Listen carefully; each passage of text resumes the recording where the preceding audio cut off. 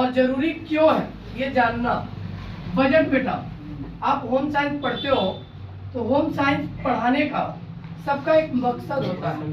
Government ने subject या शिक्षा विभाग ने ये सब्जेक्ट आपके लिए यदि चयनित किया है तो इसमें पारिवारिक जिम्मेदारी जो होती है वह केवल होती है किस पे, एक महिला पर। हो गया सर, देख लीजिए। यह वीडियो हो गया। ठीक। आ गया। यह वीडियो जो है बेटा सभी महिलाओं के लिए है, उन सभी महिलाओं के लिए जो किस्तों में अपनी जिंदगी जी रही है। किस्तों में जिंदगी जीने का मतलब कर्ज लेके अपना जीवन जी रही है। टेबल पहला नंबर समझो है क्या। बात करते हैं बजट की। बजट का सिंपल तात्पर्य होगा बेटा आय व व्यय का लेखा जोखा। लेखा जो मतलब हमने कितना कमाया, कितना खर्च किया, वह हमारे परिवार का बजट होता है। यानी परिवार में कितनी आमदनी हो रही है, कितना खर्चा हो रहा है, क्या हम जो कमा रहे हैं उतना पूरा खर्च कर रहे हैं, या हमें कर्ज लेने की आवश्यकता पड़ रही है, या ऐसा भी है कुछ बचत कर पा रहे हैं। तो इस आधार पर बजट को 3 भागों में बांटा गया।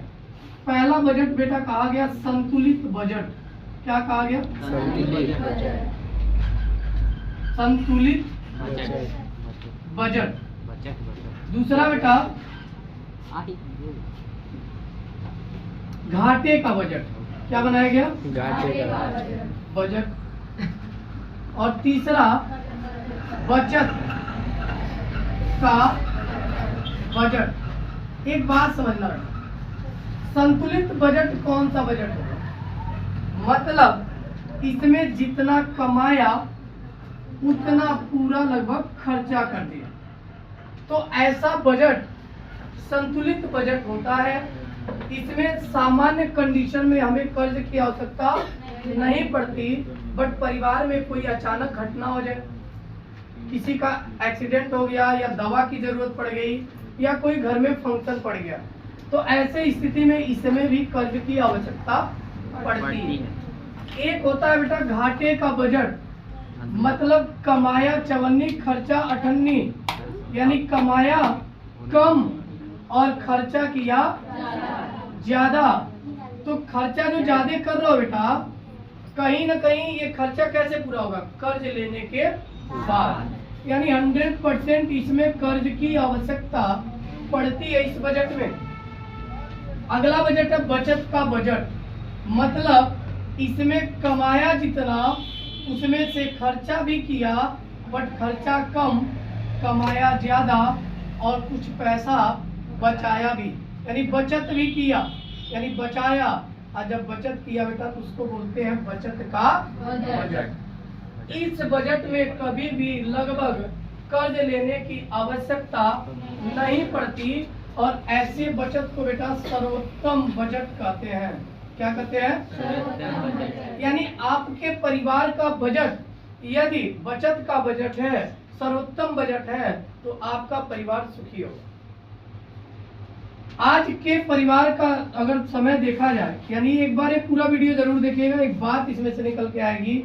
अगर हम बात करें दूसरे पे बेटा घाटे का बजट, तो इसमें हम दिन प्रतिदिन एक ऐसे दलदल में फंसते जा रहे हैं जहां से निकल पाना बड़ा मुश्किल है। और यहाँ पे जो बेटा माइक्रो फाइनेंस कंपनियों के नाम पर आ रही है, यानी क्या आ रही है? Micro finance. एक कंपनियां जो हैं या गांव-गांव में महिलाओं का समूह बना के पैसे देते हैं।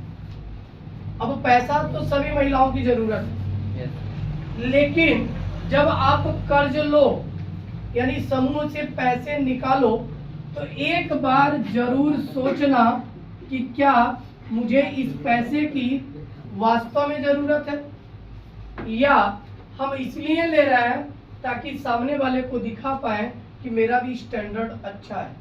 यानी स्टैंडर्ड वैल्यू मेंटेनेंस करने का ये जो दौर है, क्योंकि सभी लोग एक दूसरे के साथ अपने आप को ऊंचा यानी अच्छा दिखावा करने के प्रयास में है, और इसी दिखावे के चक्कर में एक ऐसे शस्त्र की आवश्यकता पड़ रही है जिसका यदि वो इस्तेमाल एक बार कर लिए तो कभी वहां से बाहर नहीं निकल सकते। वो क्या है? कर्ज। अब माइक्रो फाइनेंस कंपनी से आपने बेटा 30,000 का किस्त उठा लिया। कितना उठा लिया? 30,000 का।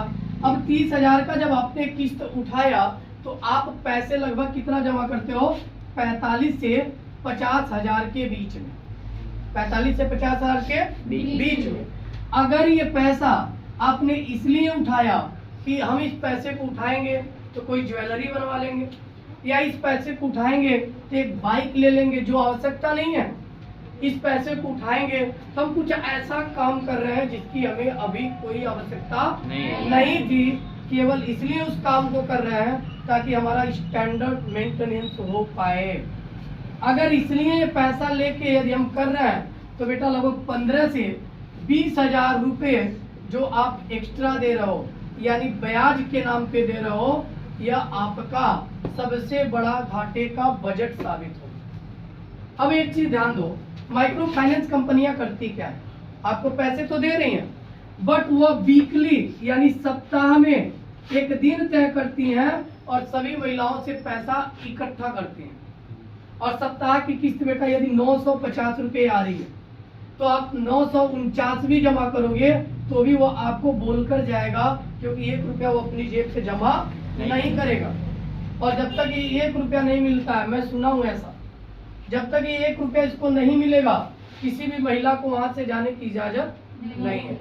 अगर एक महिला नहीं उपस्थित हुई तो सभी महिलाओं को मिलाकर जब आप किस्त दोगे तब सबका किस्त जमा होगा, अन्यथा किस्त भी नहीं जमा होगा। यानी इस दिन अपमान भी होता है, यानी आपके परिवार का सदस्य यदि कोई लिया है, कोई एक महिला नहीं ली है तो सभी लोगों को अपमानित होना पड़ता है।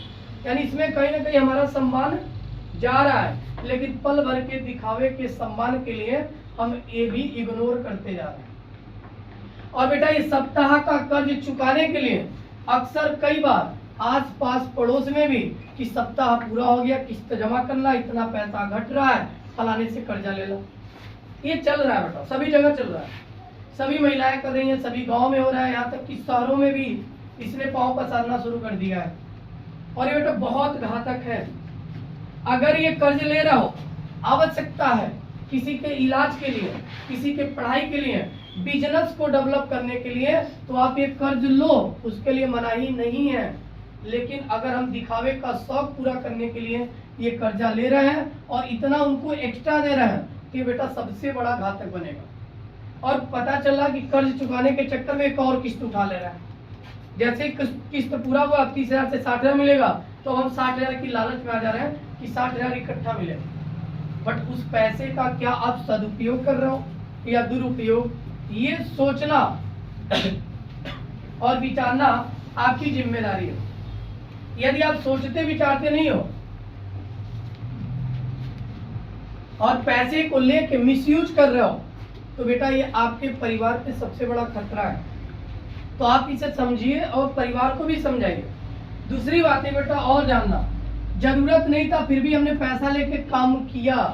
यदि ये 950 रुपया हम बना लें कि हर सप्ताह ये 950 रुपया चाहे कुछ भी हो जाए किस्त के ही नाम पे, हमने कर्ज नहीं लिया, हमने कर्ज नहीं लिया, लेकिन किस्त के नाम पर एक आदत बना लें कि हर सप्ताह अगर मैं 950 अपने अकाउंट में नहीं स्टोर किया, बचत नहीं किया, तो ये मेरे लिए दिक्कत की बात है बेटा। और 950 यदि हम जमा करना शुरू कर दें तो साल भर में आपके पास अच्छा सा अमाउंट होगा, 2 साल 3 साल बाद एक अच्छा अमाउंट होगा, हमें कर्ज की आवश्यकता नहीं पड़ेगी। बहुत जरूरत है कि काम नहीं चल पाएगा, उस स्थिति परिस्थिति में यदि आप कर्ज लें तो बात समझ में आती है। लेकिन हर समय यदि आप कर्ज ले रहे हैं तो बेटा वह सदैव घाटे का बजट होगा, और ऐसे घाटे का बजट होगा जो कभी आपको दलदल से बाहर नहीं निकल पाओगे। एक मूल बात और बेटा, ये 950 जब आप जमा करते हो तो इसमें पता है मूलधन भी होता है, यानी जो उसने आपको प्रिंसिपल अमाउंट 30,000 दे रखा है वो भी होता है, प्लस ब्याज भी होता है। लेकिन दुख इस बात का बेटा, अगर 52 सप्ताह बनाया है तो 52 सप्ताह तक वो पैसे आपसे कितना लेगा? 950 ही लेगा।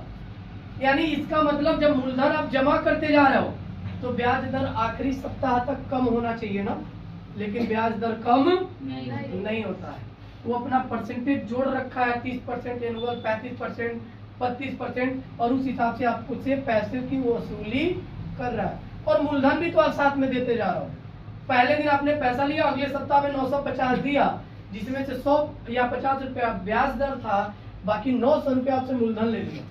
तो 900 रुपया जब आपने पे किया तो उस पर ब्याज दर लगना नहीं चाहिए, लेकिन माइक्रो फाइनेंस कंपनियां उस पर भी ब्याज लगाती हैं।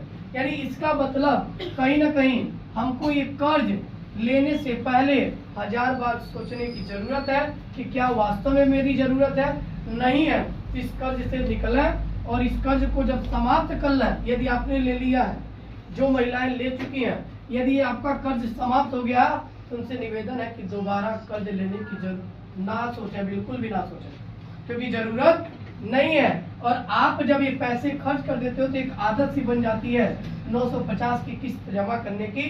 सोच लेना मैंने कर्ज ले रखा है और 950 मुझे जमा करना है। बचाते रहो, 1 साल बाद आपके पास अच्छा अमाउंट होगा, किसी काम को भी आप कर सकते हो, कोई बिजनेस, व्यापार, बच्चों की शिक्षा, हेल्थ की सुरक्षा, सब कुछ कर सकते हो। तो सभी परिवार को कौन सा बजट बनाना चाहिए? बचत का बजट। और कभी भी कर्ज लेने की जरूरत जब भी पड़े तो 1000 बार सोचो क्या हमें इसकी आवश्यकता है या नहीं। अगर जवाब आए आवश्यकता नहीं है तो कभी भी उस कर्ज को लेने की जरूरत नहीं है, क्योंकि एक कर्ज लेने के चक्कर में 1000 कर्ज चढ़ता जाएगा और आपको पता नहीं चलेगा। कि देश की सभी महिलाओं को, सभी लोगों को सोचने व समझने की जरूरत है कि क्या हम समूह से पैसे उठाएं या ना उठाएं। यदि उठा रहे हैं तो क्या हम व्यापार में लगा रहे हैं, बिजनेस में लगा रहे हैं, उस पैसे से पैसे कमा रहे हैं या नहीं। कर्ज तभी है जब उस पैसे को आपको डबल करने की क्षमता हो, कैपेसिटी हो। आप बिजनेस में लगा रहे हो और पैसा मल्टीपल होता जा रहा है, तब ये ब्याज देना बेटा खलेगा नहीं। तब वो आपकी आवश्यकता थी, लेकिन पैसे लेके हम ऐसी जरूरतें पूरा कर रहे हैं जो आज नहीं कल भी अगर पूरा होता तो कोई बात नहीं थी। लेकिन केवल माइक्रो फाइनेंस एक सुविधा है, उस सुविधा के नाम पर जो हम कल पूरा कर सकते थे उसे आज पूरा करने की होड़ में दिन प्रतिदिन माइक्रो फाइनेंस कंपनियां पैदा होती जा रही हैं और कर्ज लेने वाले लोग भी कई गुना पैदा हो रहे हैं, जो केवल आपके परिवार का बजट नहीं बेटा, लगभग सबका बजट बिगाड़ रखा है। इसलिए बहुत जरूरी है एक बार इस बात पर जरूर विचार विमर्श करें कि हम कर्ज लें या ना लें, और दूसरों को भी ये वीडियो एक बार साझा कर दें ताकि यदि कोई महिला इस चपेट में है तो वह इसे देखकर कुछ समझ पाए और अपना एक बचत का रास्ता कोई दूसरा निकाले, कर्ज लेने से वह बचे। ठीक है, बहुत बहुत धन्यवाद।